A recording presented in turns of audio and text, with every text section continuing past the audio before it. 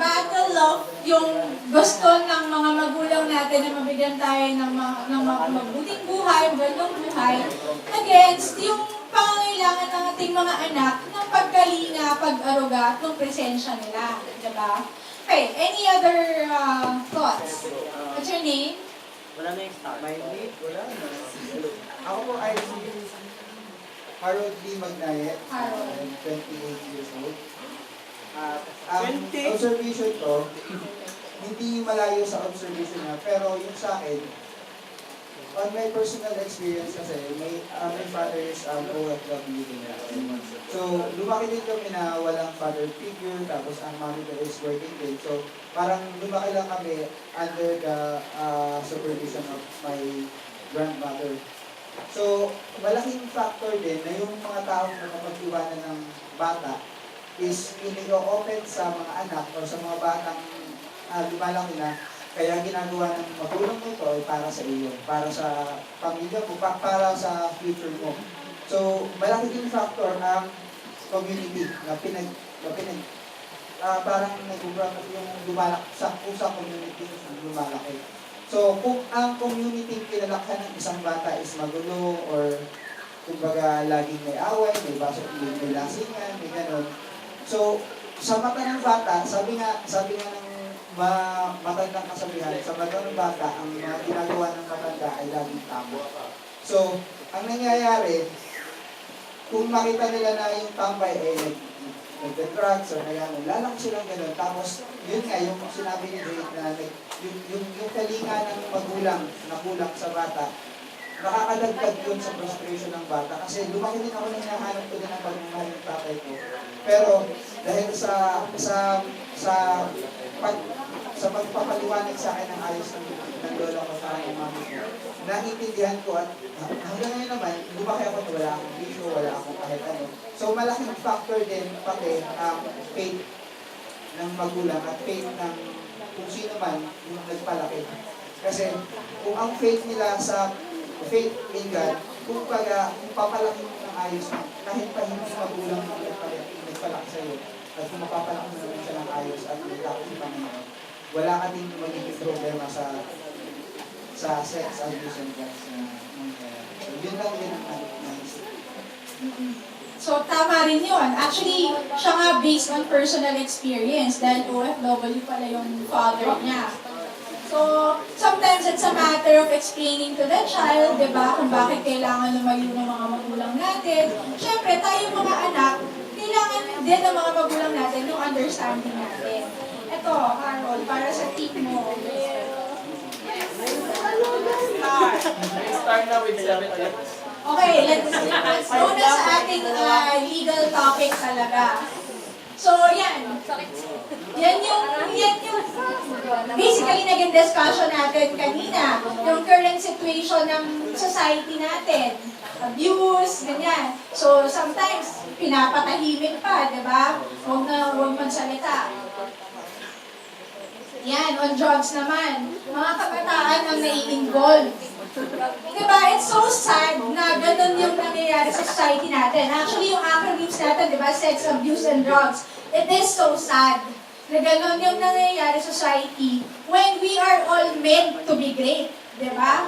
So parang nawawala yung greatness na pupunta sa sadness. So, how do they end up, yung mga nahuli sa drugs? It's either ganyan, patay, or ganito, nakakulong. This is an actual situation sa sa mga piitan natin, sa mga kulungan natin. Kung meron ba dito nakapunta na ng bilibid? O yun, may nakapunta na ng bilibid si Harold. Or kahit sa mga city jails natin. Ganyan ang actual situation, dikit-dikit sila. Tabi-tabi sila, nakatayo, hindi, matutulog, ganyan.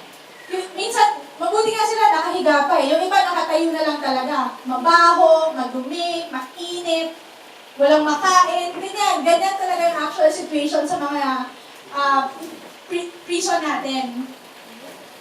Okay, what is the policy of the state? This one, I want to share with you kung ano ba talaga yung policy ng estado natin, ng bansa natin, pagdating sa mga kabataan. Kasi gusto ko malaman nyo yung rational. Bakit ba yung gobyerno natin gumagawa ng mga laws na pinoprotektahan yung mga kabataan? It is because gusto ng state natin that the youth be involved in nation building. So that may vital role, merong active role and active participation yung kabataan natin sa nation building. So it's not just passive. Hindi lang kayo receive ng information, hindi lang naririnig niyo yung mga issues, kailangan may active role yung youth. And then, the state promotes and protects the physical, moral, spiritual, intellectual, and social well-being. So, hindi lang isang aspeto ng pagkatao ng isang kabataan na pinoprotektahan ng state natin, kundi lahat yan. Physical, moral, spiritual, intellectual, and social.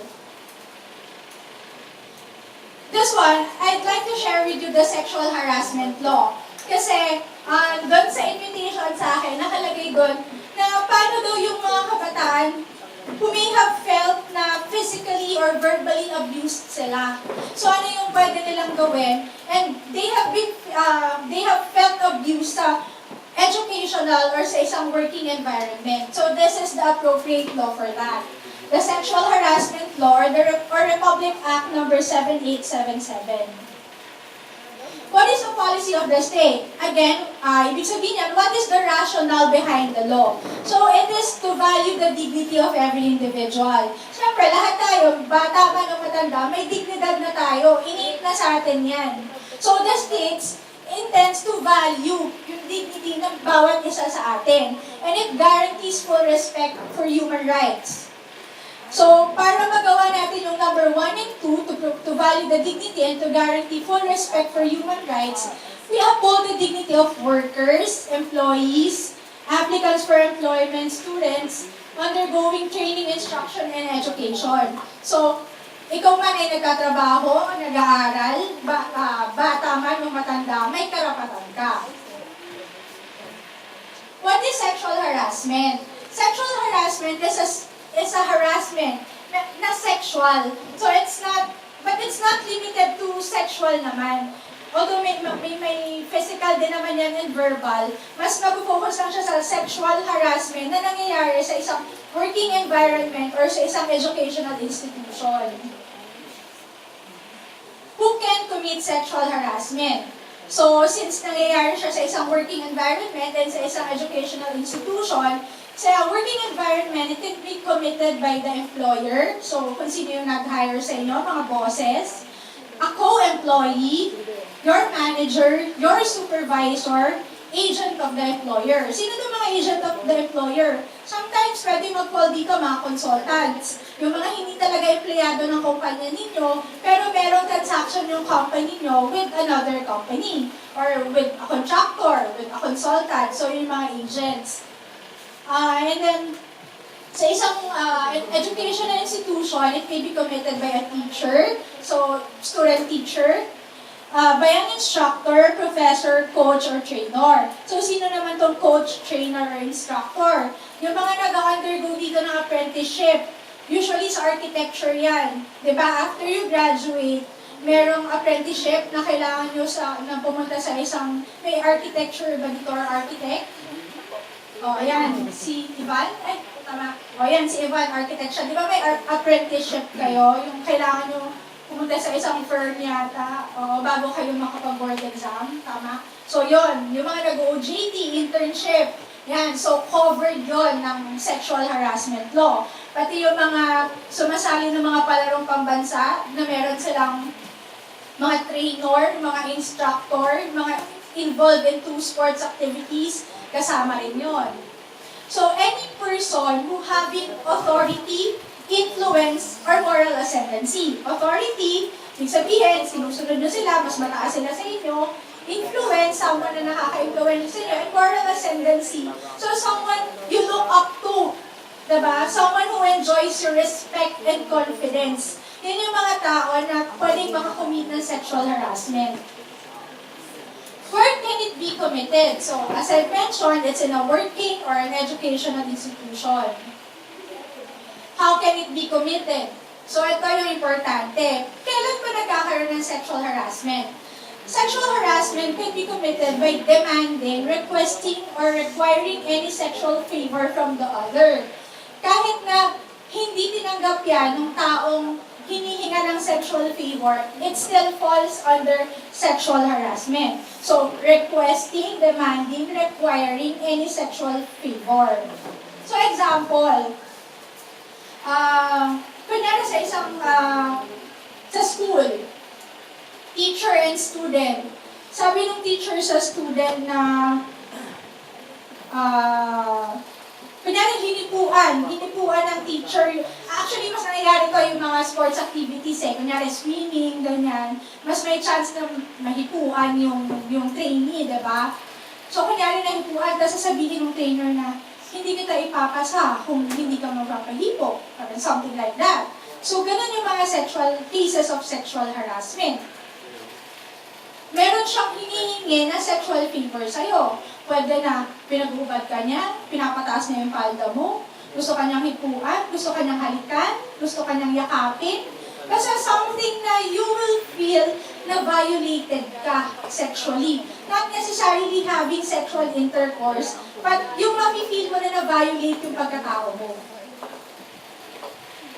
Okay, sa isang working environment, how can it be committed?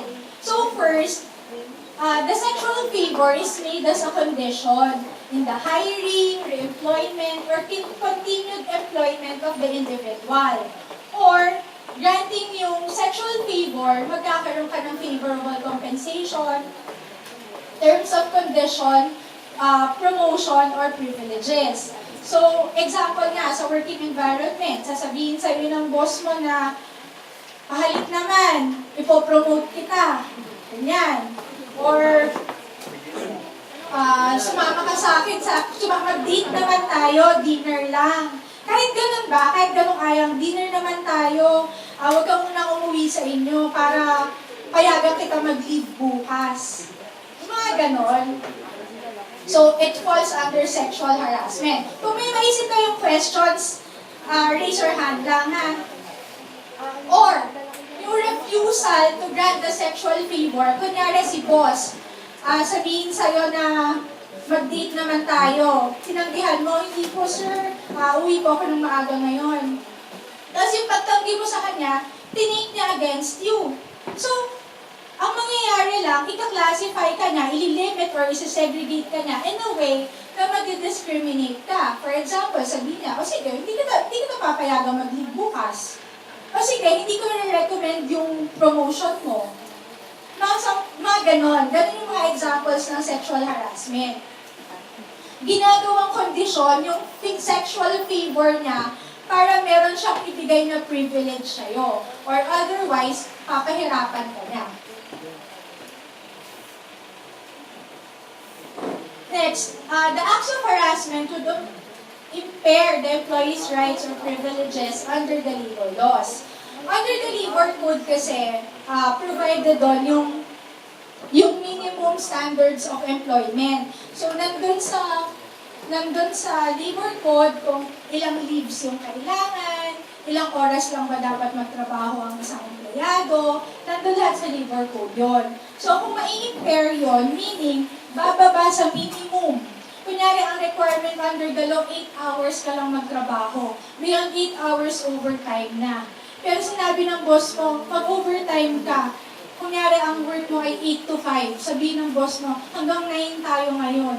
Pero hindi ka nagagranta ng overtime pay. So that's an example na nai-impair yung rights mo under the labor laws. Kasi under the law, kailangan beyond 8 hours, babayaran ka niya ng OT pay, pero hindi ka niya babayaran ng OT pay kung hindi mo susundin yung sexual favor niya. And then, the acts of harassment would result in an intimidating, hostile, or offensive environment. So, ma-intimidate ka, syempre, boss mo yon. Magkakaroon ng awkwardness, di ba? Kung meron siyang hingin sexual favor sa'yo, hindi mo pinagbigyan, kinabukasan, ma-awkward ka na. Kasi, parang naghihiya ka na sa kanya. Sa halip na siya yung mahiya sa'yo, ikaw pa yung mahihiya sa kanya dahil hindi mo siya napagbigyan. magiging unfriendly na yung environment nyo. Hindi ka niya natatratuhin ng tama, ng maganda, dahil hindi mo siya napagbigyan. So, yun yung sexual harassment. Are you getting it? Yes po.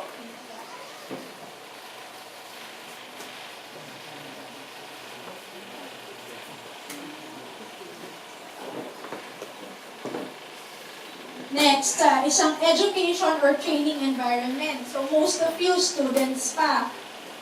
So, ito naman yung way kung paano makocommit yung sexual harassment sa isang school. First, against one who is under the care, custody, or supervision of the offender. So, dun nga nagpo-fall yung teachers, yung professors, instructors. Kasi yung mga students tayo, kung nasa school tayo, syempre, ang guardians natin, yung mga professors and teachers natin, hinabilin tayo doon.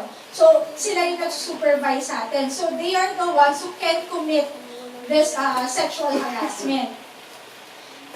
Second, against one whose education, training, apprenticeship, or tutorship is entrusted to the offender. So, just the same, basta siya yung sa kanila tayo hinabilin para turuan, yan, apprenticeship, tutorship, or training. Yung mga sirs natin, moms natin, yan, sila yung maaaring mag-commit ng sexual harassment. When a sexual favor is made a condition for, ayan, yan yung mga conditions na pwedeng ibigay sa inyo ng teachers ninyo, professors ninyo, sa pag-commit ng sexual harassment. Sabihin sa'yo, ipapasa kita, basta mag-date tayo, or sige, gagawin kitang, kunyari, running for honors ka na. Or cum laude, mana cum laude, ganyan. Sabihin niya, gagawin kitang summa cum laude. Basta, gusto ko, sabi ka matulog bukas. Mga ganyan. Or kahit, actually, medyo grabe na nga yun, matutulog sa kanila or mag-date. Pero it happens talaga. Pero yung hipuan ka lang, kunyari, hipuan ka lang sa legs, or itaas yung palda mo, or hipuan ka dito sa braso, yung basta na-awkward ka na. Yung nafe-feel mo na nahaharas ka na, pwede mag-fall yun ng sexual harassment, basta ang gumagawa is someone na mas mataas sa'yo. So, pwede yan, o-offeran ka ng scholarship, or bibigyan ka ng stipend, allowance. Then, usually, yung mga conditions na pwedeng ibigay ng isang tao nagko-commit ng sexual harassment sa school or sa isang educational institution. Next, when the sexual advances results in an intimidating, hostile, and offensive environment. Just like yung sa working environment, pag medyo offensive na sa'yo yung nangyayari, na awkward ka na sa environment mo sa office, unfriendly na, nahihiya ka na, yun, pwede na natin tawagin na commit yung sexual harassment or na-violate yung sexual harassment law. So what is the duty of the employer or the head of office? So para sa isang working environment, yung employer yung company, ano ba yung duty niya pagdating sa mga ganito, sa sexual harassment? And ano rin ba yung duty ng isang educational institution para pagtungkol sa mga sexual harassment? Actually, lahat ng institutions na yan, employers, heads of offices, heads of educational institutions or training institutions, kailangan mag-form sila ng committee. It's a committee on decorum and investigation. Usually yan, sino dito mga nag-work na? Familiar kayo na merong nag-e-exist na committee sa office ninyo? Under ng HR. Usually under ng HR yan. Yung HR, ang importante sa isang committee on decorum and investigation, members dyan, all levels ng employees sa working environment. May rank and file, may managerial position, may supervisory position, may management level, may union member. So lahat yan, magiging member ng committee, lahat actively participating doon sa committee. Kasi hindi natin masasabi who will be victims of sexual harassment. So lahat dapat are well represented. Tapos, that committee will form rules and regulations kung paano i-deal kapag merong nagsumbong na naharas sila sexually. So, nandun Kailangan nilang gumawa ng rules and regulations on the procedure. Kanino ba dapat magsumbong? Kailangan ba pumunta muna sa HR? Kailangan ba muna sa immediate boss magsumbong? Kailangan ba sa union dumiretso? Saan didiretso ang isang biktima? So, nandun yun sa rules and regulations. So kung meron, if you're aware na merong victim ng sexual harassment or if any one of you might have felt na sexually harassed kayo, pero sana hindi naman, una niyo yung hahanapin, nasan yung committee ninyo on decorum and investigation. Sa HR kayo pwede magtanong. Tapos usually may handbook yan or may set of rules yan na nakasulat. Nandun yung procedure how to deal with it. Usually may grievance committee. Meron ba ditong psychology graduate or taking up psychology? Wala. So yun, usually doon yan eh. Yan yung mga nagiging HR person natin, di ba? So sila, alam nila yan kung paano nila i-deal yung mga victims ng sexual harassment. Dadaan yan sa grievance committee. So in short, administrative remedy muna. It is, the remedy you will seek is first doon sa loob ng company or ng educational institution ninyo. But, nothing is preventing you na mag-file ng independent action for damages. So here are the remedies. First is administrative relief. So that's what I've mentioned before, yung remedy nyo within your institution. Second is independent action for damages. So pwede kayo mag-file ng kaso in court outside of the administrative proceedings na nagkakaroon sa loob ng office or ng school niyo. Pwede pa rin kayo mag-file ng damages sa korte mismo. And then, yung liability of the employer head of office, this is solidary liability. Meaning, kung feeling nyo na victimize kayo, nagsumbong kayo sa employer ninyo or sa principal ninyo, sa head of the school ninyo, hindi binigyan ng aksyon, hindi kayo pinansin. So, pwede sila maging solidarily liable. Meaning, kung ano yung liability nung suspect or nung assailant ninyo, is the same liability na meron yung eskwelahan ninyo. We have two kinds kasi of liability, solidary and subsidiary. Subsidiary, kung hindi kasi may civil liability yan eh. Well, it's a criminal offense. We have two cases kasi, civil and criminal. Sexual harassment is a criminal offense. So, ibig sabihin, may kulong. Pero aside from the criminal offense, may criminal liability, meron din siyang civil liability. Meaning, magbabayad siya. Yung danyos na tinatawag. Kailangan niya magbayad doon sa abala, doon sa pang-aapi, or doon sa sakit, sa damage na nagawa niya doon sa victim. So, yung employer na hindi pumansin sa unang reklamo ninyo, pwede siya maging civilly liable together with the criminal offender. Are you getting it? Okay, yung sexual harassment pala prescribes in 3 years. Ano ibig sabihin ng prescription? Ibig sabihin, from the time that the criminal act is committed, dapat within 3 years, mag-file agad kayo ng kaso. Kasi otherwise, mape-prescribe, hindi nyo na mapapursue yung action, hindi na siya magpo-prosper. So kung kunwari, na-commit siya today is May 16, 2017, 2018, so hanggang May 2020 lang kayo pwede mag-file. Beyond that, hindi na papakinggan yung action nyo kasi nag-prescribe na. Hindi na kayo makasingil, hindi nyo na mababalikan yung gumawa ng harass sa inyo. By the way, may imprisonment din to parang I remember 1 month to 6 months yata. Or pwede rin, dahil meron nangyayari na administrative proceeding sa school or sa office ninyo, pwede rin siyang matanggal sa trabaho. Usually, it is provided dun sa rules and regulations na ginawa nung school or ng office ninyo, kung ano yung penalties. Dapat nakaset din doon yung penalties. Excuse po. Yes po. May tanong po din po yung mga bata. Sabi niyo po kanina na yung pwede lang makagawa ng sexual harassment is yung mas mataas sa inyo. Paano kung yung gumawa ng harassment is mas mababa sa inyo?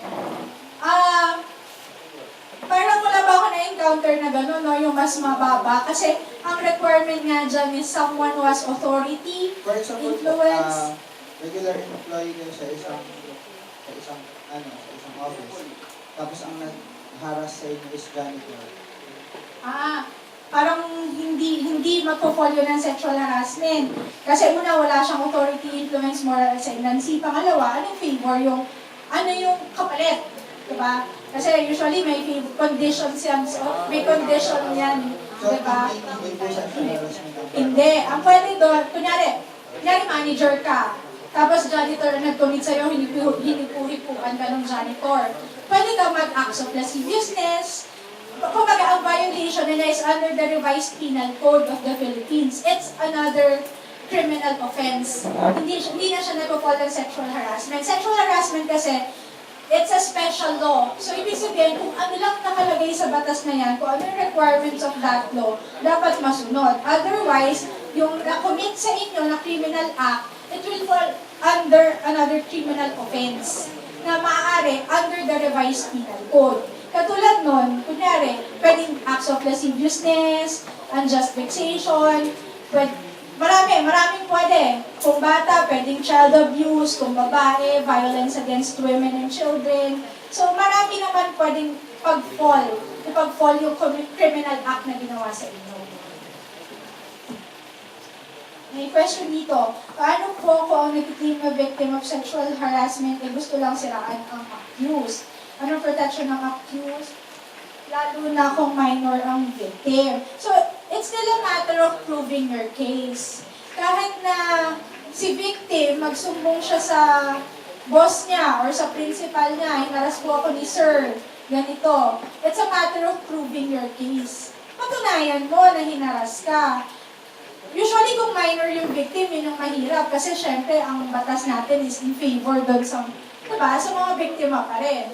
Pero, patunayan mo pa rin, anong ginawa sa iyo? Kasi tatanungin ka naman meron naman yung panel.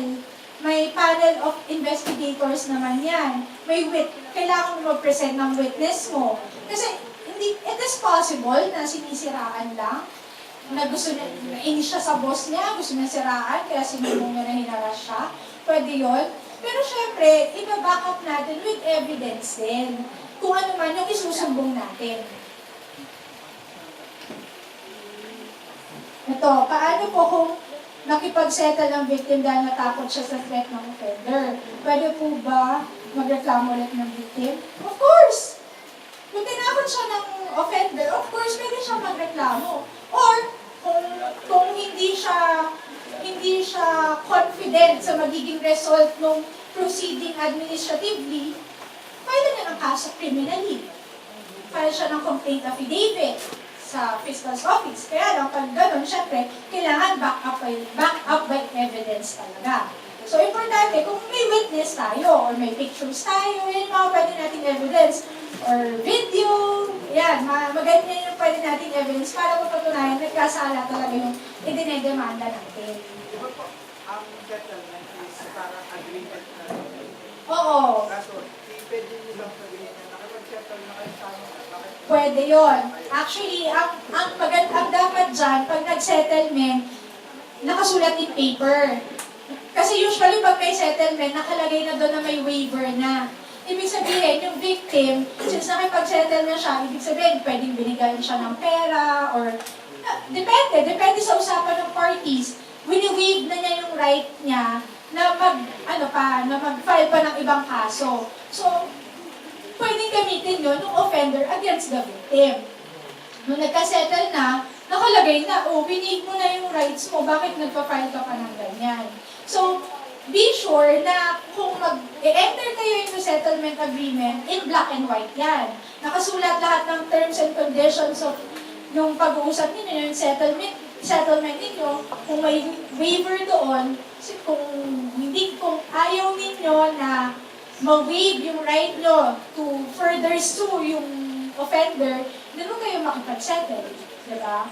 Mag-file kayo ng kaso. Okay?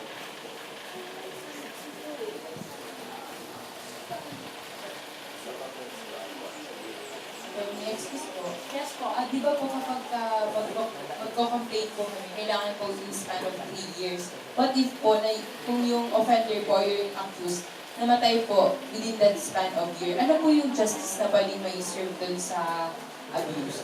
Actually, sa criminal cases kasi, pag patay na yung offender, it's as if patay na yung kaso. Ganon kasi sa criminal cases. Unlike civil cases kasi, sa criminal cases kasi ang hinahabol mo yung taong gumawa sa'yo, di ba? Unlike civil cases, usually pera yan eh.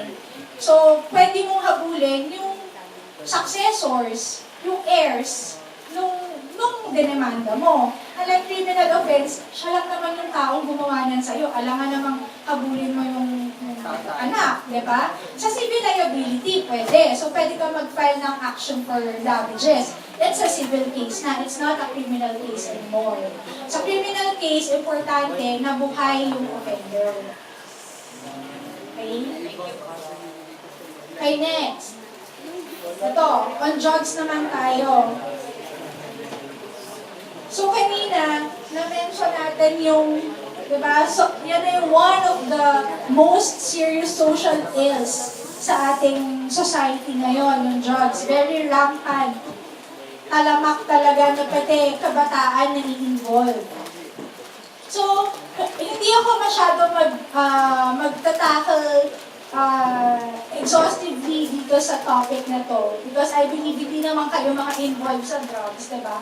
I just want you to know kung ano yung first, what's the policy of the state, and ano ba yung mga unlawful acts. Gusto ko lang, I just want you to be aware, kasi marami kayong naririnig sa news, I want you to be aware, ano ba yung mga acts na nagva-violate ng dangerous drugs law. Bakit ba sila hinuhuli? Ano ba ang kasalanan nila? Ano ba ang punishable under the law? Yun lang yung gusto kong malaman ninyo.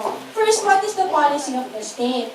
To safeguard the integrity of its territory and the well-being of citizenry, particularly the youth. Siyempre, yung drugs, social ill nga siya eh. Sakit siya ng lipunan. So, kung yung mga tao is affected ng drugs, buong territory natin masisira kasi tumataas yung criminal rate natin, di ba? Pag may drugs, maraming nasisira yung ulo, maraming broken families. So, nagiging root siya of all evils eh, yung drugs. So, yung state has to implement this dangerous drugs law in order to protect our territory, to protect the entire citizenry of the Philippines. Lalo na yung youth, from the harmful effects of drugs. Kasi drugs, it has effects on, not only on your physical well-being eh, moral, spiritual, social, lahat affected pag drugs yung kumatake, di ba? So what are the unlawful acts? Ano ba yung mga offenses punishable under the dangerous drugs law? First, sale, trading, administration, dispensation, delivery, distribution, and transportation of dangerous drugs and or controlled precursors and essential chemicals. So, drug pushing. Mga nagtutulak ng droga, dyan nagpo-fall yun. Sa sale, trading of illegal drugs. Mga nagtutulak, nagbebenta, dyan yun. Next, maintenance of a den, dive, or resort. Naririnig din naman siguro yung mga drug den, no? Sometimes, mga secluded area yan, mga nasa kaloob-looban ng isang baryo o ng isang bayan. Hindi natin, akala natin, legitimate business ang ina-undertake nung lugar na yon, only to find out na drug den na pala siya. So, what is a drug den? Sometimes, doon nagmamanufacture ng drugs. Doon, nangyayari ang bentahan, isang malakihang bentahan, large scale. May drug lord na malaki, tapos doon pupunta yung mga dealers niya, doon bibili, hanggang ibenta sa labas, doon sa maliliit na mga drug users. So, employees and visitors of den, dive, or resort. So, lahat ng empleyado doon, security guard, lookout, or kahit sinong mapunta doon, usually naman, naman pupunta doon, syempre yung aware siya, nag-drug din yung pinupuntahan niya. Otherwise, unless ma-prove niya na hindi ko alam kung ano itong pinupuntahan ko. Unless sabihin niya, hindi ko alam na drug din to, naghahanap lang po ako ng simbahan. Ganyan. Syempre, it's a matter of evidence pa rin. Pero, once nakita ka doon, syempre, drug din yan ang daming tao dyan. Parang paano ka naligaw dyan? Makita ka doon, nagtatrabaho ka doon, liable ka under the law. Next, manufacture of dangerous drugs. So, manufacture, gumagawa. Kung yun nga, kung napapanood niyo yung probinsyano, si Joaquin, di ba meron siyang isang malaking manufacturing company ng illegal na droga. So, yun, si Joaquin, liable siya under the dangerous drugs law.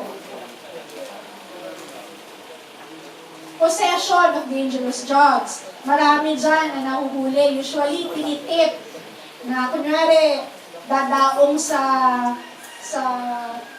seaport. Ititip yan sa may mga informant na tinatawag. Ititip yan sa police. Meron po pababa ng padaong dyan sa Batangas Seaport na may dalang 10 kilong shabu. Yan. So yun, nakabangan na yun ng mga police doon. Kung ang tip ay nakarating sa police, let's say mga 3 days ago or 1 week ago, the police has to secure a warrant of arrest.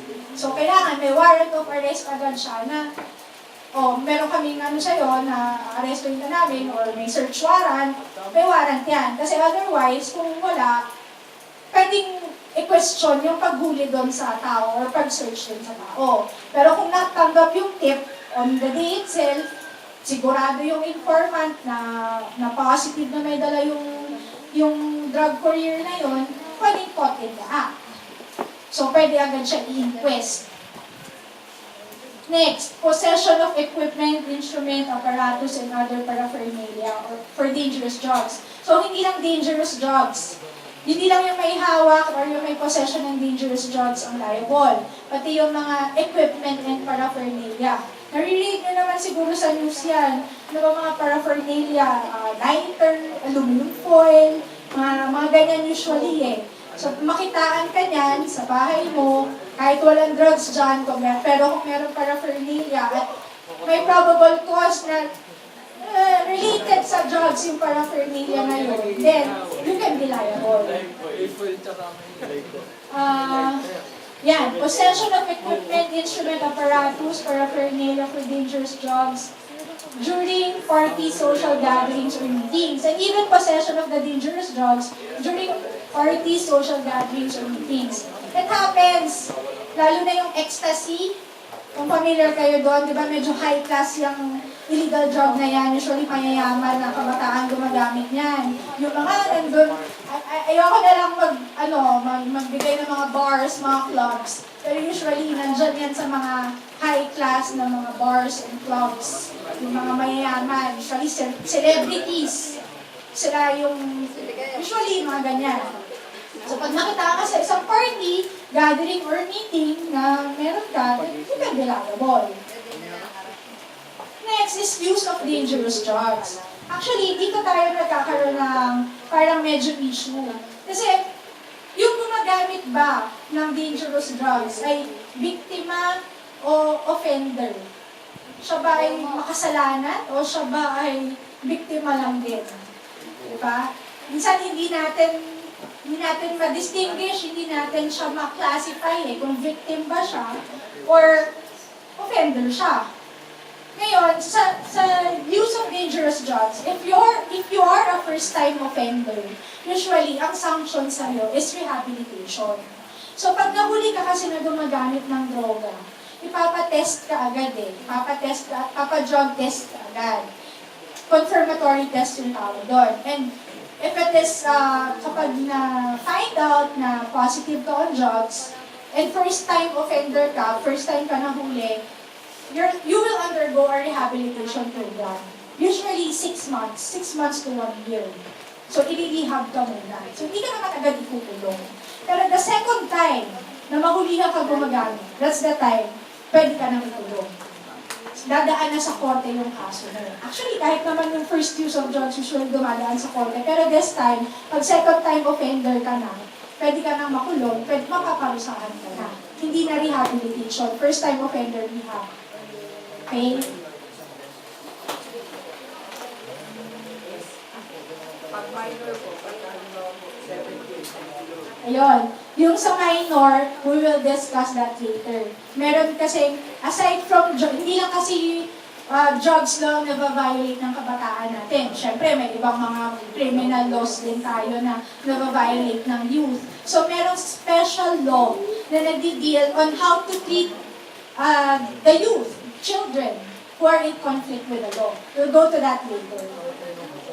Okay, meron tayong mga tinatawag na aggravating circumstances. What is an aggravating circumstance? So, it is a circumstance na nagpapataas maaaring magpataas ng sentensya mo. Mas mapapalala yung kasalanan mo, kumbaga. Na-aggravate, napapalala niya because of this circumstance. So, what are these circumstances? I'll just give you examples. First, if you're drug den, or yung bentahan nyo ng droga, or yung paggamit nyo ng droga, happens within 100 meters na malapit sa school. Siyempre, affected agad kabataan, eskwelahan yan eh. So, if within 100 meters, nakitaan ka, gumagamit ka, may drug den ka, or whatever have you na, basta involving drugs, aggravating circumstance. So, kung ang parusa mo kunwari ay, usually kasi kapag bentahan, life imprisonment yan eh. Usually, kung kunwari, ang pinataw sa yung sentensya ay 20 years. Ngari lang, maaaring madagdagan. Kasi aggravating circumstance na siya. Next, kung gumamit ka ng minor or mentally incapacitated person sa iyong drug dealing, or if your victim is a minor or mentally incapacitated person, then it is an aggravating circumstance. And lastly, if drugs is the proximate cause of the death of a person. Usually, saan ba yan? In-injectan mo? Kasi hindi lang naman oral ang pag-take ng drugs, hindi lang naman sa pag-sniff-sniff. Pwede rin yan i-administer sa body mo through injection, di ba? So, kung may in-inject ka sa isang tao, yung pala, illegal drugs na yun, namatay siya, at napatunayan na ganun, then it's an aggravating circumstance. Okay, yung next issue about drugs na siguro you might probably heard several times, but you're not probably familiar with the term, yung chain of custody. This is the common defense of drug offenders. Sinasabi nila na break daw yung chain of custody. So what is the chain of custody? SOP kasi yan, if the offender nahulihan ng drugs, SOP na yung law enforcement officer will take a photograph and i-inventory niya kung ano yung nahuli niya.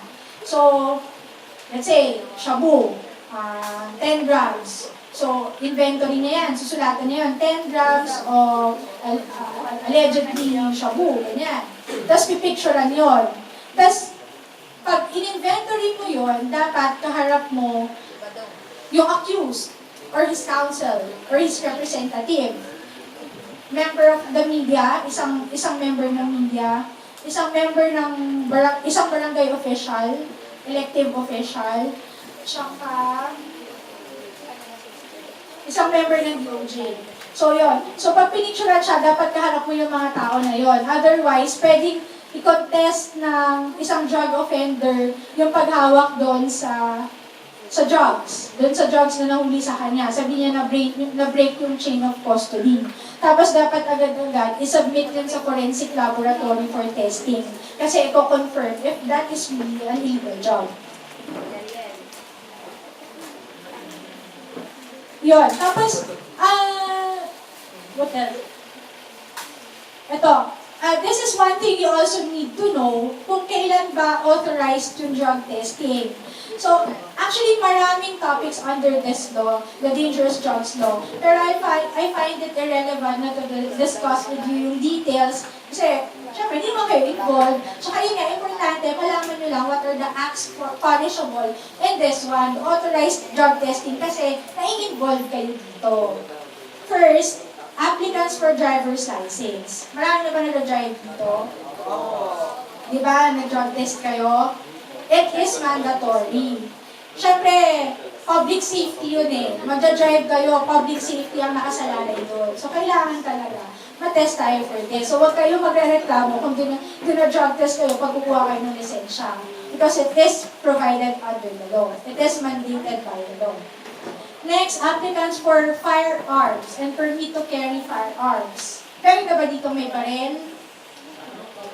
Wala pa. So, yun. Kapag kukuha ka ng firearms, papalisensyahan mo yung firearms mo or permit to carry, mandatory din ang drug test.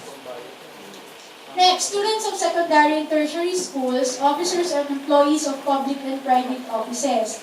Itong dalawang to, yung students and employees, this is not mandatory naman. Usually, it is random. I don't know sa schools nyo or sa mga offices, companies ninyo kung nagko-conduct ng random drug testing. Pero naman naka-experience dito, drug test, aside from it is a requirement sa driver's license. Wala pa? Ayun. So, may mga schools, so, it depends on the policy of the school. Usually, may guidelines yan. Kung kailan ba nagko-conduct. Pero usually, syempre, surprise yan. It is random. Not necessarily lahat isasali. Maaaring pumili lang isang klase or isang department. Depende sa policy ng school or ng company ninyo. It's not mandatory. It is usually random. Pero if the company policy, ang gusto nila mag-drug test ka bago ka makapasok doon, wala kayong magagawa kung di sumunod. Diba? Next, officers and members of the military, police, and other law enforcement agencies. Okay, syempre, military yung papasukan mo, police ka, dapat mabuti kang ehemplo sa taong bayan. So, mandatory din sa kanila yung drug testing. Yan, all persons charged before the prosecutor's office, if your criminal offense is punishable by imprisonment of not less than 6 years and 1 day. So, kung 6 years and 1 day, yung imposable penalty dun sa na-commit na crime ng isang criminal offender, then he is required to undergo mandatory drug testing. Okay? Yan, so, may questions kayo about drugs? Drugs law? Wala. Sabi sa inyo, hindi kayo masyadong interested dyan kasi wala namang involved sa inyo dyan. Pero at least now, diba, medyo naging aware kayo. Kung may mapanood kayo sa TV, nahuli ng drugs, nahuli siya because of drugs, alam nyo, ano kayong ginawa nito? Nagtulak ng droga? Oo, kasi punishable yung sale and trading of dangerous drugs eh. Diba? Tapos yung mga nag-undergo ng rehabilitation program, alam nyo na, first time offender siguro to ng paggamit ng droga, kaya na-rehabilitate nyo na siya. Diba? And yung mga drug users, yung families natin, they play a big role pagdating sa mga drug users and drug dependents. Kasi, syempre, sa family magsisimula yung close monitoring. Kung sino bang gumagamit sa pamilya. Kung meron gumagamit sa pamilya ng droga, agad-agad, syempre, obligasyon na yon ng family members nyo na i-report, that ipa-rehab, dalhin sa, i-confine sa isang institution para magpagaling. So, malaking part yung nagagawa ng family pagdating dito sa pag-prevent at pag-cure ng sakit sa droga. Okay, ito, the Juvenile Justice and Welfare Act. May tanong kanina si Harold tungkol sa what if ang offender is 17 years old. So, di ba, minor pa. Wala pa siya sa age of majority. So, dito natin i-discuss sa Juvenile Justice and Welfare Act. What is the Juvenile Justice and Welfare Act? Juvenile meaning bata, kabataan, di ba? If you can see, yung title niya is Juvenile Justice and Welfare. Pinagsama yung justice and welfare. Usually, kapag may offender, criminal offender, justice ang pumapasok sa isip natin, di ba? Justice must be served. Kasi naka-offend siya, nakapanakit siya, naka-agrabyado siya ng kapwa, kailangan ng hustisya. Pero ito, juveniles ang involved, may kasamang welfare. Ibig sabihin, it is not only important that justice is served.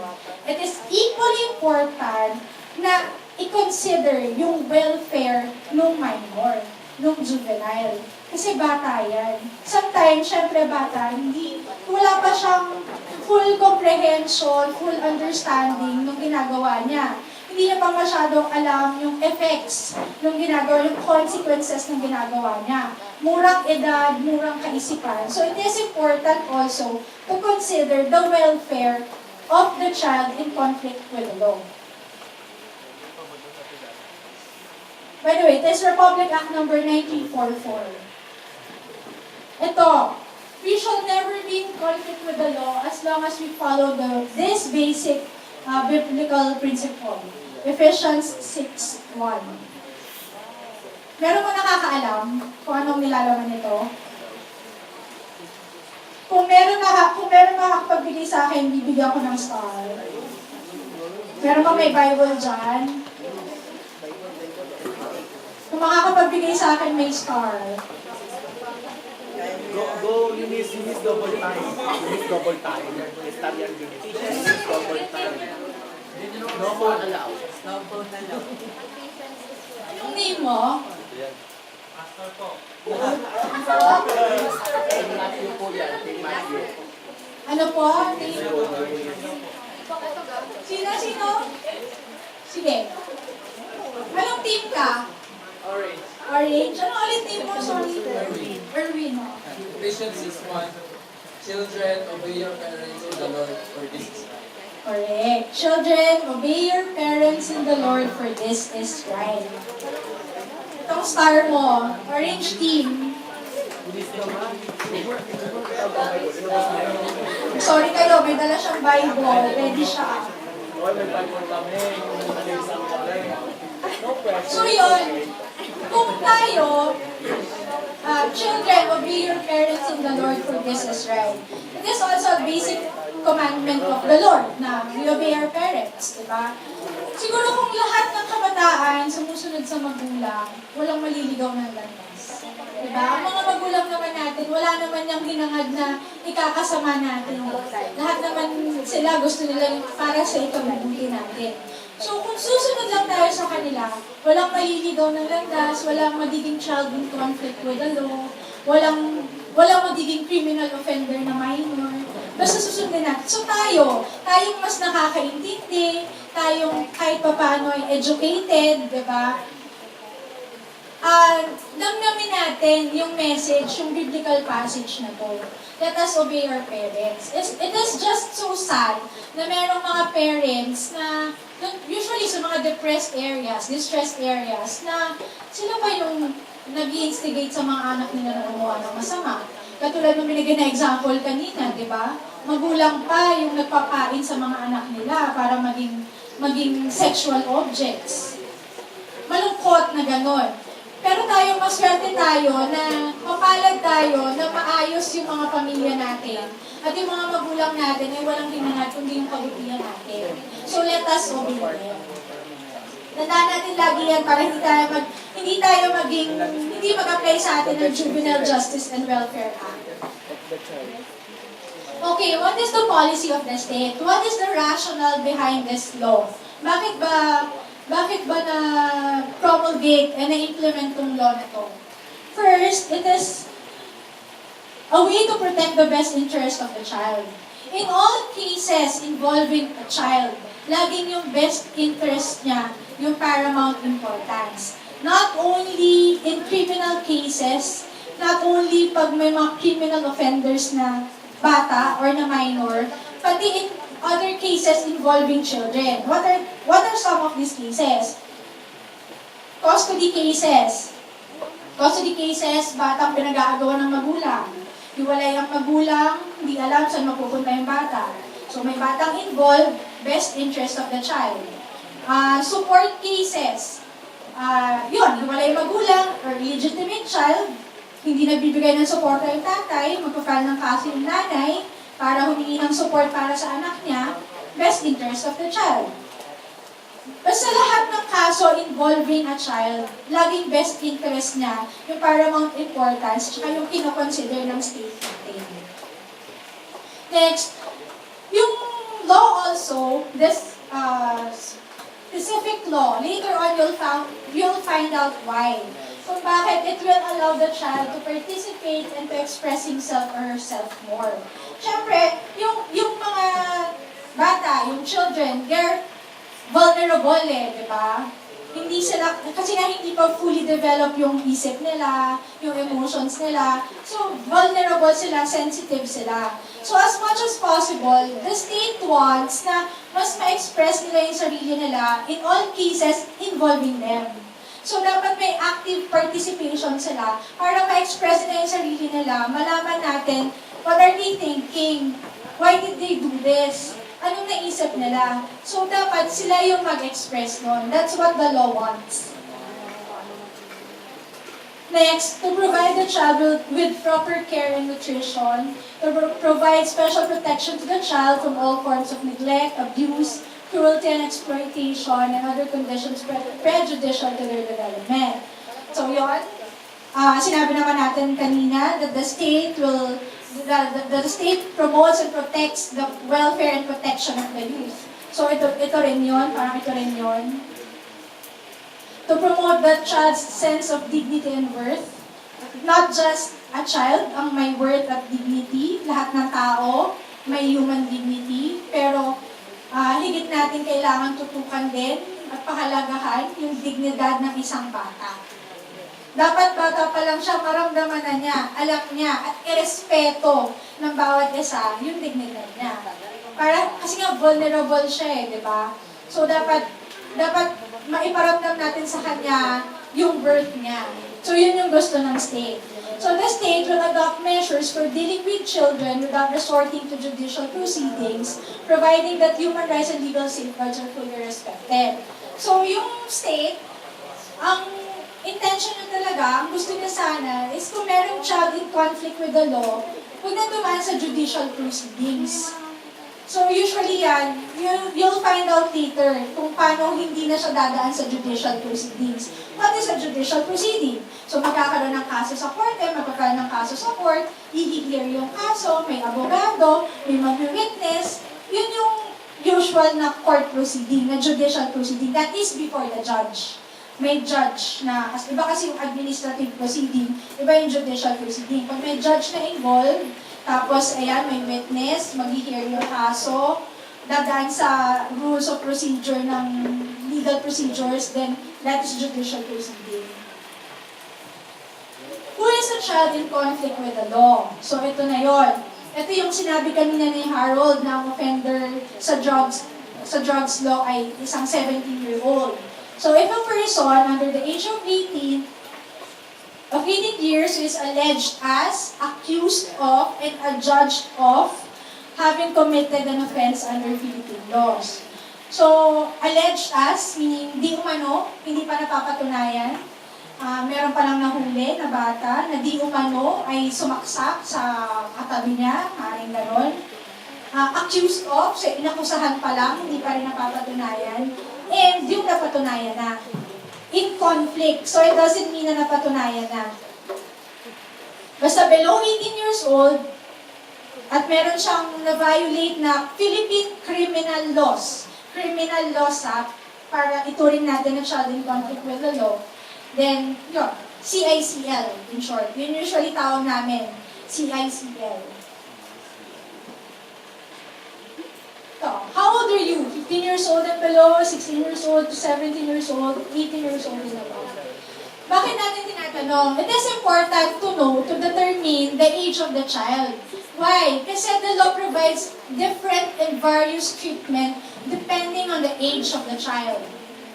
If you're 15 years old and below, iba yung treatment sa'yo. If you're 16 and 17 years old, iba rin yung treatment sa'yo. If you're 18 and above, nasa age of majority ka na, hindi ka na minor, syempre, kung ano yung provided under the law, lahat ng parusa na pwede ipataw, ipapataw na sa'yo. Kasi nakakapag-isip ka na ng tama. Sufficient age and discretion ka na Kaya, yung i-focus natin ngayon is yung children below 18 years old. Ayan, minimum age of criminal liability. If you're a child, below 15 years old and below, 15 years old and below, you are exempted from criminal liability. Meaning, hindi ka pwedeng makulong, hindi ka pwedeng tawaging kriminal. Kasi exempted ka nga from criminal liability. So, ano gagawin sa'yo? Kung mahuli ka na nag-violate ng criminal laws, kung meron kang criminal offense, you will undergo an intervention program. So, ang nangyayari dyan, kunyari may isang bata na huli nagnakaw or nang hold up, 15 years old and below, uhulihin yan. So, the law enforcement agent officer will take custody of the child. Pero ang gagawin, ipapatawag yung magulang. Yung magulang or yung guardian ng bata. Tapos, i-release din doon yung bata. Hindi siya ikukulong. Unless it is very necessary na ikulong. Kung very dangerous yung bata, nagwawala, ganyan, nananakit ng kapwa, nasa time, maaari na i-detain yung bata. Pero if it's not that dangerous, SOP yan, tawagin yung magulang, tawagin yung guardian, i-release doon yung bata, and then the child will undergo an intervention program. What is an intervention program? Intervention program usually is conducted by the local social welfare and development officer. Sa isang local government, sa isang bayan, sa isang city, example, ito, Batangas City, meron tayong city government, di ba? Meron tayong city hall, meron tayong ganon. Meron doon local social welfare and development officer. So, iba siya sa DSWD. DSWD kasi national yon.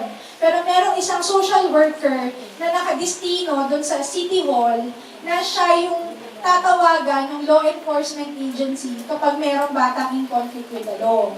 Kasi yon ang magko-conduct ng intervention program. Sa intervention program, what happens? Usually, it is mediation, family conferencing, conciliation. So, papatawag yung bata, papatawag yung magulang ng bata or yung guardian ng bata, and then may mga program yan kung paano ma-reform yung bata.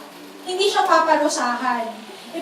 Kailangan malaman ng social worker kung bakit na yung ginawa, malalaman yung thoughts ng bata, yung feelings ng bata, kung bakit nangyari yon, yung background ng family niya, yung background niya, educational background. So yun yung aaralin ng social worker para makuha or makita where is the root cause kung bakit nagkaganon yung bata.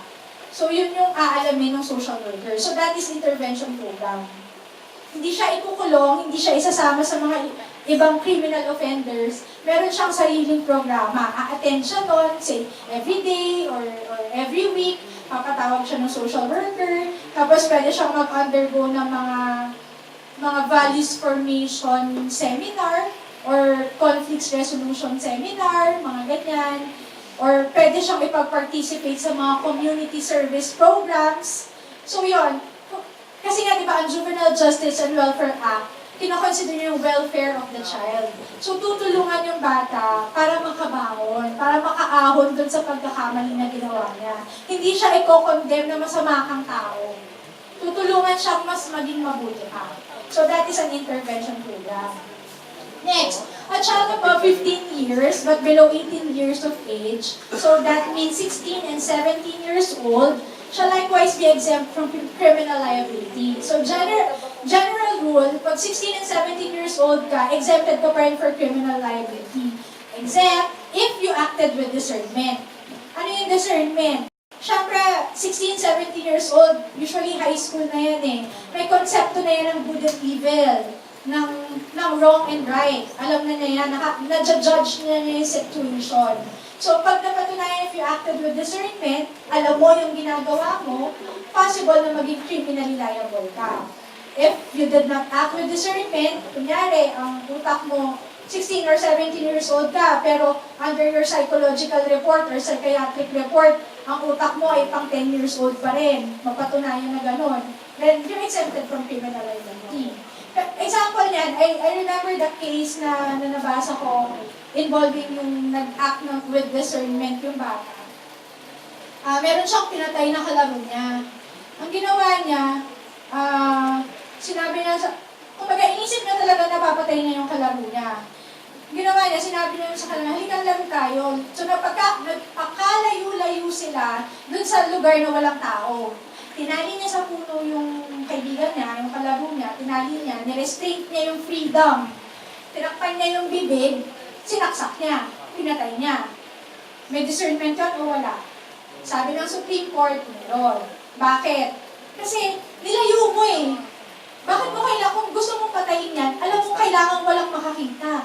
Alam mo na walang makakakita. Kasi pag may nakakita sa'yo, alam mo mali yung gagawin mo, may pipigil sa'yo, di ba? Kasi alam niya nga na mali yung gagawin niya, nilayo niya. Sa isang secluded place na silang dalawa lang, tinali niya yung kamay, tinakpan niya yung bibig, nirestrain niya yung freedom, alam niya na bago niya patayin, kailangan hindi makapalag, gamitin na ng force, di ba? So, tinali niya, tinakpan niya yung bibig para hindi makasigaw. So then, alam niya yung ginagawa niya. So, that child acted with discernment. So, he's not exempt from criminal liability.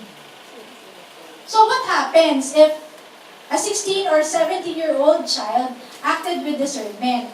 So, since hindi siya exempted from criminal liability, he will undergo the diversion program. What is a diversion program? So, instead of ikukulong yung bata, sisentensyahan, iko-confine sa prison, sa isang kulungan, mag-undergo siya ng diversion program. It's almost the same as the intervention program. Ang pinagkaiba lang niya, siguro sa diversion program, maaaring may kasamang reparation of damages. Meaning, kung ano yung damage na nagawa mo sa kapwa mo, papalitan mo, babayaran mo. Diba? May kapalit yung ginawa mo. Hindi ka man ikulong, maaaring fine, diba? Pagbabayarin ka, pwedeng gano'n. Tapos yun din, mag-undergo ka rin ng program ng isang, pero this time, mas comprehensive, mas in-depth yung program na i-undergo mo kasi you acted with discernment. Alam mo yung ginawa mo. And usually, it is the court who will decide kung i-undergo ba ng diversion program yung bata. Ito, medyo last na to. Gusto ko lang malaman yung what are the rights of the child in conflict with the law. So, let's go to this one by one. First, the right not to be subjected to torture, other cruel, inhumane, or degrading treatment or punishment. Siyempre, tao yan. Lahat ng tao, lahat ng criminal offenders, they are entitled to that right. Na hindi sila i-torture, hindi sila i-subject to cruel or inhumane or degrading treatment. Actually, ang isang bata, pag nahuli yan, hindi nga yan pwedeng pusasan. Tapos hindi mo yan pwedeng pakitaan ng gun, ng weapon, tatakutin mo through that. Hindi pwede yun. Hindi mo pwedeng mura-murahin or sabihan ng profane words, sabihin na magnanakaw ka or rapist ka. Hindi pwede yun. Bata yan eh. So yun yung ibig sabihin na hindi lang torture in the strictest meaning of the word na may violence, may physical violence, pero yung pag-use ng profane and vulgar words, pag-handcuff sa kanya, pananakot ng firearm or deadly weapon, hindi pwede yun. Next, the right not to be imposed a sentence of capital punishment or life imprisonment. What is capital punishment? This death. So ngayon, suspended naman yung death penalty law natin unless maibalik dahil sinusulong siya ngayon sa Kongreso. Kung maibalik siya, magkakaroon death penalty, at child in conflict with the law, exempted siya doon. Hindi siya pwedeng hatawan ng kamatayan or life imprisonment. Next, the right not to be deprived of his or her liberty, detention, or imprisonment being the disposition of last resort. So, yun. Yun nga, katulad sinabi ko kanina, diba? Pag nahuli siya, magpapakawalan siya, babalik siya sa magulang niya, mag-undergo siya ng intervention program. Or, if he acted with discernment, hindi siya ikukulong, he will undergo a diversion program. So, hindi siya muna agad-agad i-detain or i-deprive ng kalayaan niya. Ito, if it is necessary for the child to be detained or to be deprived of his liberty, kailangan nakahiwalay siya. Hindi siya kasama sa mga adult offenders. Hindi siya kasama sa 18 and above na offenders. Kailangan din nakahiwalay siya sa, kung babae siya, babae ang kasama niya, babaeng bata. Kung lalaki, lalaking bata. Pati yung police officer, nakakausap sa kanya, kung babae siya, babae dapat. Kung lalaki siya, lalaki rin dapat yung police. Kapag dinala sila sa court, kunyari may hearing, ang nangyayari kasi dyan, kapag may hearing, usually yan, sabay-sabay dinadala yung mga criminal offenders na may hearing. Yung kunyari, rape, o pumatay, nagnakaw. Usually yan, nakaposa sila, nagkakasama sila, tapos may police officer sila, tangay-tangay sila ng police officer. Nandun sila sa courtroom, meron silang designated place doon, nakaupo lang sila doon. Yun. So, if a child is in conflict with the law, hindi siya kasabay na pupunta. Naka-yellow yan usually yung mga detainees natin. Naka-yellow yan kasi yung uniform sa jail eh. So, sabay-sabay sila pupunta. Pag bata, hindi nila kasabay. Hindi nakaposas kasama nila, kasabay ng police officer. Hiwala yun. Hindi sila pwedeng isama doon. Tapos, kapag may hearing yung child in conflict with the law, usually, pinapalabas din yung iba. Kasi kapag may hearing sa court, maraming cases yan, naka-calendar for hearing. Let's say in one day, 20 cases naka-calendar. Lahat ng kaso na yan, i-hear yan. Naridinig nyo, criminal case number, blah, blah, blah. Yan. Usually, kunyari, 20, minsan umabot ng 50 sa mga probinsya. Sobrang ang daming dockets ng courts doon. Talagang punong-puno, umaabot ng 50 to 60 cases in one day yung i-hear ng judge. So, kunyari, yung kaso ng bata napunta sa, kunyari, out of 50, pang 25. So, papalabasin yung mga nandun na iba. Usually kasi hindi yan pinapalabas. Lahat ng naka-calendar for hearing, pag natawag yung kaso mo, maririnig na lahat yung hearing ng kaso mo. Pero pag may batang involved, papalabasin mo na lahat to protect the privacy of the child as well. Para rin mas ma-express na that we will go back to the policy of the state for the child to express himself or herself freely. Kasi pag may ibang tao dyan, syempre mahihiya yan, awkward yan, matatakot yan. So, for his privacy, pinapalabas yung iba. And then, the right to prompt access to legal and other appropriate assistance. So, every child, every person, not only a child, has a right to an independent and competent counsel. So, lahat may karapatan na magkaroon ng isang abogado. Hindi lang abogado na kung sino-sino, o abogado na napulot mo lang kung saan, na hindi naman pala nagpa-practice ng law o wala naman pala lisensya. Independent, meaning walang biases, yung talagang susuportahan yung cause mo. Competent, may alam. Competent, ay alam na abogado, at talagang tingin mo na maipagtatanggol ka. We have naman free legal services sa PAO, pero usually ang kinikater nun mga indigent, yung mga mahihirap. Humihingi ng Certificate of Indigency sa Social Welfare Office of the city or the town where you are residing. So, not everybody nakikater ng PAO, indigent lang. The right to bail and recognizance. Bail is fianza. So, kung bailable ang kaso ng bata, theft, yan, bailable, pwede siya mag-bail. Or recognizance. What is recognizance? I-release yung bata, hindi siya i-detain, i-release siya sa guardian niya or sa parents niya, but under certain conditions. And kailangan, kung meron siyang hearing sa court, kailangan siyang i-require yung appearance niya before the court, kailangan pumunta siya. A right to testify as a witness.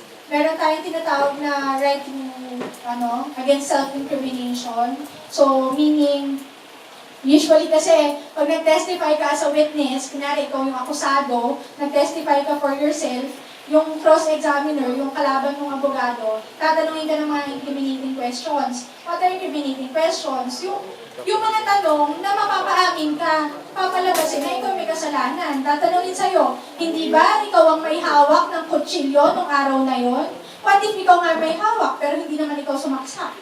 Diba? Kung tatanungin ka ng gano'n ka-direct na question, hindi ba ikaw may hawak ng kutsilyo? It's as if pinapalabas niya na ikaw na yung pumatay. Ikaw na yung may kasalanan, hawak mo lang naman. Those are incriminating questions. So, pag nag-testify ka as a witness, you have the right against self-incrimination. Yung hindi mo ipapasama yung sarili mo. Next, the right to have her privacy fully respected.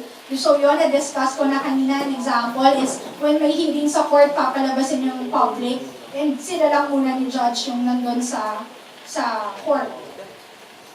And also, if meron ba naglo-law dito? Or legal management? Political science? Wala? Meron bang interested na maging abogado? Meron? Parang wala. Yun. Kasi sa mga Supreme Court cases, hindi nila nire-reveal yung totoong pangalan ng biktima or ng akusado, lalo na pag minor. Kung rape victim, i-refer yan sa Supreme Court case as A or X or AAA. Kahit sa mga nakita natin sa news, di ba, ilalagay hindi niya tunay na pangalan. Ganyan. Or tatakpan yung mukha. That is to protect the child. The right to diversion, I've discussed with you what diversion program is. So, hindi mo na siya ikukulong. The child will undergo programs muna for his reformation, for his restoration, for his rehabilitation. The right to be imposed a judgment in proportion to the gravity of the offense, where his or her best interest will be served.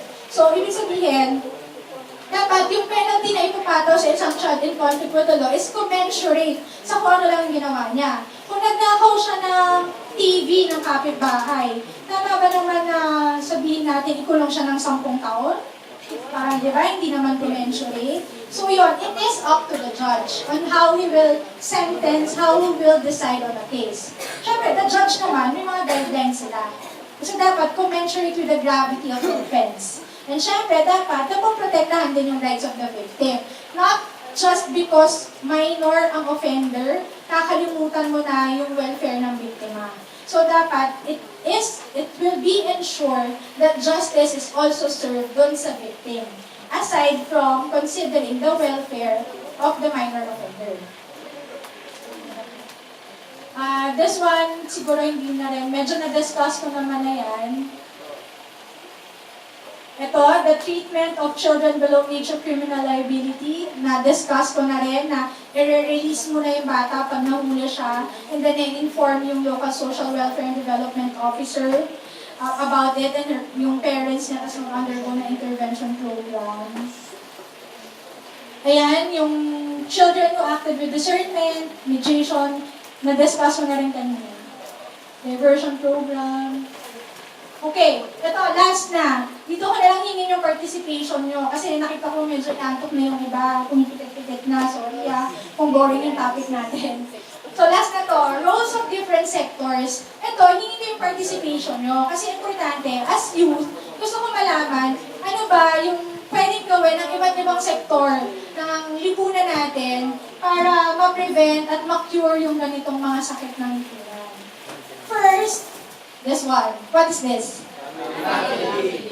Yun, family. So, ano ang pwedeng gawin ng family? Siyempre, family is the basic unit of the society. Lahat doon nagmumula. Yung rearing and nurturing of the child, doon nagsisimula. So, ano ba yung pwedeng gawin ng pamilya? Paano ba makakatulong yung pamilya para matulungan yung magandang development ng bata at ma-prevent yung mga ganito ng mga children na nagiging in conflict with the law? Family, who? Sino makapagbigay ng thoughts niya? Sige. Ano nga rin name? Jade. Jade.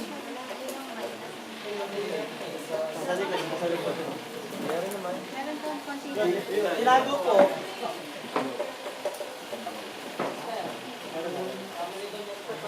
Para po sa akin, the responsibility of the family would be the guidance of the holistic characteristics of the children themselves. Kasi kasi sa family naman po natin malalaman yung first information in life bago po tayo step up in a higher level pagdating po sa education. So, pagdating sa mga ganyan pong issues, I think sa family, ayun po yung dapat na kailangan pong ibigay na guidance and Informations na dapat po ibigay ng family sa kanila po mga Correct. Tama naman yun, di ba? Kasi sa pamilya naman talaga nagsisimula lahat, yung values formation natin sa family.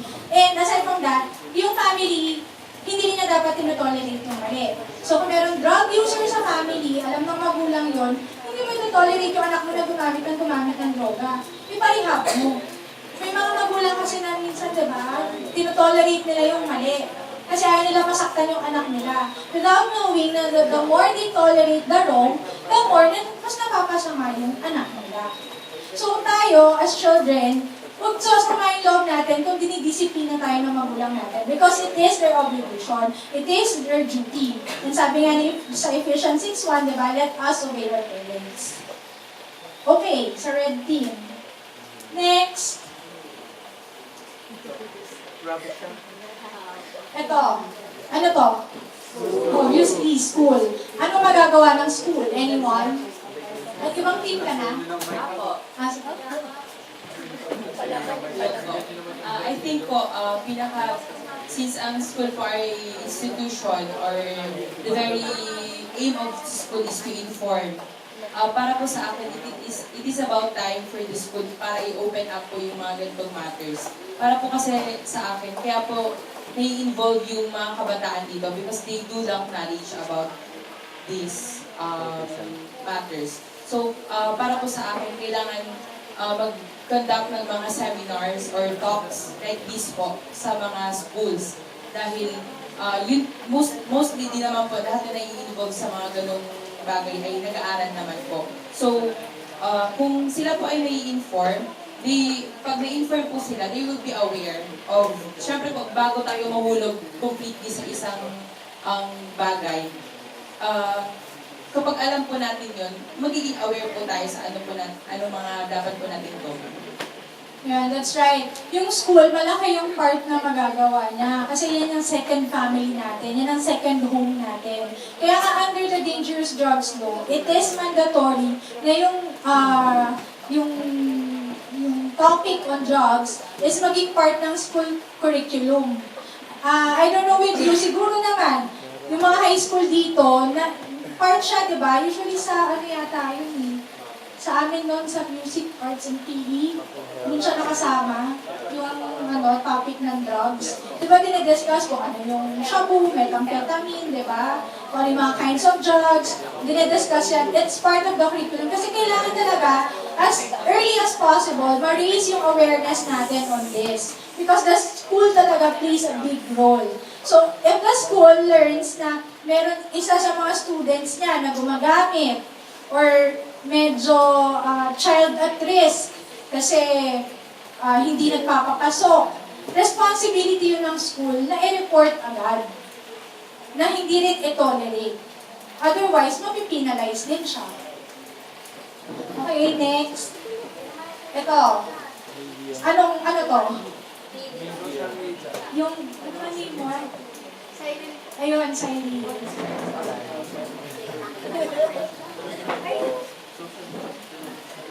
Social media and television programs. Kasi po, in modern times, people are very technological na po. Parang ang mga tao, they base everything sa technology kasi nga po, high-tech na. So yung pag-disseminate ng information, madali na natin makuha. And most likely po, young people po yung sa panahon ngayon, young people yung mabilis na nai-influensyahan ng mga social media na ito. And I think, ang social media po ay may malaking part sa pag-mold ng tamang pag-iisip sa mga young people sa pamamagitan po ng paglalabas po ng katotohanan at dapat kanila pong tinitimbang yung weight ng mga kinds ng programs na pinalalabas nila. Imbis po na maglabas sila ng mga TV programs or teleserye na makakapag-trigger pa or makakapagpa-curious pa sa mga kabataan na itry ang isang bagay na hindi naman dapat itry, dapat iniiwasan po nila yung mga ganong pangyayari kasi nga po, ang mga kabataan ngayon, they are so curious about everything. Gusto nila na mag-try ng mga bagay kasi ang habol nila is experience. Yan po kasi ang mga millennials ngayon. So I think, ito pong mga social media, meron po siyang kakayahan na i-form ang utak ng mga tao sa pamamagitan ng pag-weigh, tulad nga po ng MTRCB. Sila po yung nagiging guide ng mga kabataan, tulad sa mga PBB po, yung mga young teenager na nag-aanuhan agad sa PBB na kung ano-anong ginagawa, mga bata pa naman po sila. Ang kanila pong priority as of now is education. Yun po, by that note, I believe social media has also an impact to mold the person or young people na maging aware po sa nangyayaring sakit sa lipunan. And that's true, no? Si Cyril, ito, start mo. yung social media, malaking nagagawa niya, yung media in general, sa pag-form ng perception natin about issues. Tapos nga, yun nga, dahil yun yung pinoportray sa TV or sa internet, akala natin yun na yung norm, akala natin yun na yung tama. So for us, since aware naman tayo na may mali sa media, sa mass media, sa social media, let us be responsible. So tayo na yung magkaroon ng sense of responsibility. Kung alin na yung papaniwalaan natin, kung alin yung gagayahin natin, kung alin yung tingin natin mali at hindi natin dapat gayahin. So nasa sa atin din yun. Tama yun, may mga government agencies like the MTRCB na nagre-regulate ng mga palabas. So pag ganon, nakita nyo naman na kailangan siyang i-regulate, huwag nyo na panoorin. Or kung meron kayo hindi maintindihan, itanongin nyo sa magulang ninyo or someone na nakakatanda. Parang initiative na natin to be responsible. Next. Ito, government and ano to sa tingin nyo? Tama, community government. Ako wala na akong star. Yon, government and community. Sino, isa na lang, isang tao na pwedeng mag-share kung anong pwedeng magawa ng gobyerno at ng ating komunidad sa mga ganitong issues. Kaso wala na akong star. Wala na tuloy gusto mag-volunteer. Ito, meron na dito sa harap. Ano yung team? Dada po.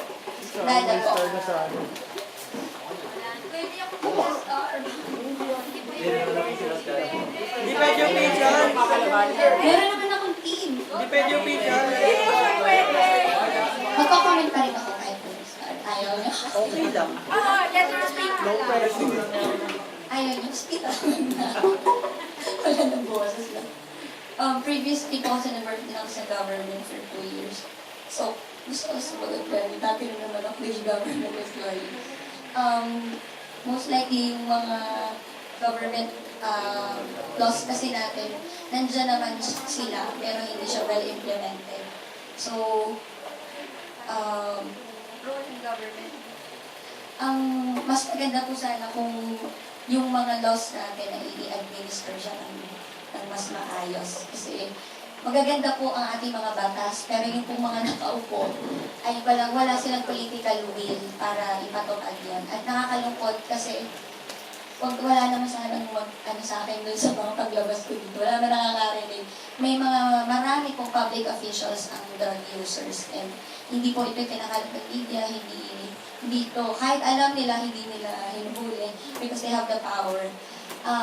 Siguro ang pwede natin gawin as tayo naman ay mga botante, kung meron din lang tayong kakayahan at kilala natin na gano'n klase silang officials, huwag na natin silang i-vote.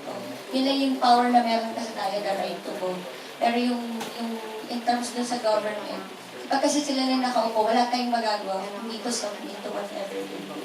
Pero dun sa role, sana kung ginagampanan yung role, malaki talaga yung magagawa. Doon na lang sa pag-i-implement ng safety and security sa bawat barangays. Kasi kung halimbawa, bawat barangay talaga, yung barangay tanod nila is totoong nagtatanod. Wala sana pakalat-kalat ng mga gumagamit na hindi maganda. May iwasan sana yung crime. Kaso sa reality check, yung mga barangay tanod, hindi naman talaga sila nagro-ronda, hindi naman talaga sila nagpapatrol. So the key is political will po talaga. Very well said, di ba? Tama naman, kulang lang sa political will. Maraming magagandang batas. Nakita nyo naman, ang ganda ng batas, di ba? Yung discuss natin ngayon, kulang lang sa implementation. So yun nga, ang right to meron tayo is the right to vote. So, i-exercise natin guys. Okay, last, yung sa community. Nag-discuss niya yung government, community for the last star. Nandun sa likod, parang natutulog na yata yung nasa likod eh. Blue ba yun? Orange?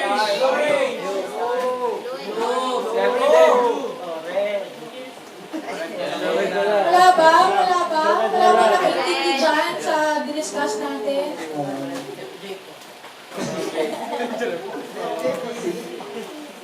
Siguro, dun po sa community, wala. parang mahirap po kasi yung community kasi hindi ka makakapili ng ano. Parang kapag halimbawa sa specific halimbawa sa squatter area, hindi mo ma-iyaan ang sarili mo na paano ka iiwas doon. Di, nasa sa tao din kung paano mo magagawang mapaglabanan ng mga instances sa community. Parang, hindi ko pa alam kung paano explain, pero parang sa community kasi parang nandun na lahat.